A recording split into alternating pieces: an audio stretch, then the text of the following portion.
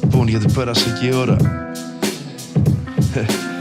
Πιάνω το mic πάλι και θυμίζει τσόντα. Δικάβαλο με τον άφα, πάμε στη μια ρόδα. Υπόγεια τα κόλπα, σκάμε σαν ανακόντα. Τι να πούμε για ραπ, δεν έχετε τα προσόντα. Ο στυλός μου είναι σαν θανάτικη ποινή.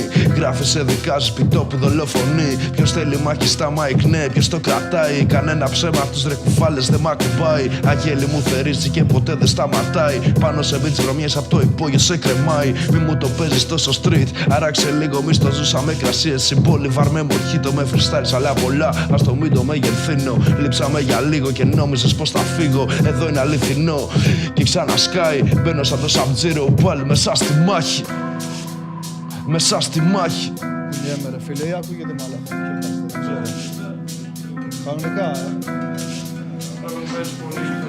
δεν απελπίστηκα ποτέ, θα βρίσκω τρόπους. Αγάπησα τη μοναξιά, δικούς μου λόγους. Δεν λύγησα ποτέ, όλα είναι μια πρόκληση. Φερτέ μου κι άλλα, είμαι γεμάτος όρεξη. Νομίζεις με φοβίζει η ζωή, βγήκα απ' την κόλαση. Αποδική συνθήκη, επιτροπή, καλή ακρόαση. Αφού όντας ενεργός μια νύχτα και μια υπόθεση. Ακόμα ζωντανός, κι αν θέλω επιστρέφω πάντα σε συνεννόηση. Με την ομάδα μεταξύ μας κατανόηση. Για όλους αυτούς που έχουν νιώσει καταπώνηση. Τελειώσαν τα παιχνίδια, δεν υπάρχει συγχώρεση. Δεν χωράει η συζήτηση, έχω την επιφύτηση. Όσο είστε για λύπηση, εμσίδες σαν και εμάς πλέον είναι σε ζήτηση. Αφού αυτό που πουλάς δεν έχει προοπτικές. Εκτός κι αν είσαι ανώριμος πιτσιρικάς.